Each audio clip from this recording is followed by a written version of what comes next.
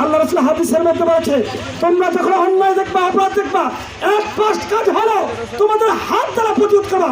বলেন ইনশাআল্লাহ। 2 নম্বর কাজ হলো আমাদের জবান দিয়ে প্রতিরোধ করতে হবে।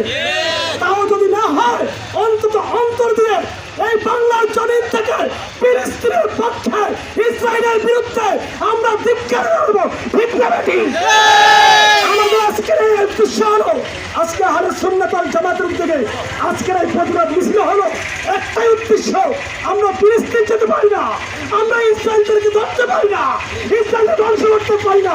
কলম দিয়ে এই ধিক্কার চালাবো।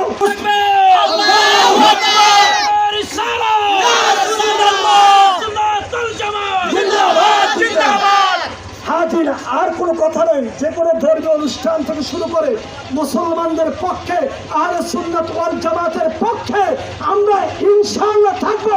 ঠিক না বেঠিক? যে কোনো সময় আমাদেরকে ডাক দিবে, তবে কেউ যদি ফিলিস্তিনের পক্ষে ডাক দেয়, আমি ইনশাআল্লাহ যেতে প্রস্তুত।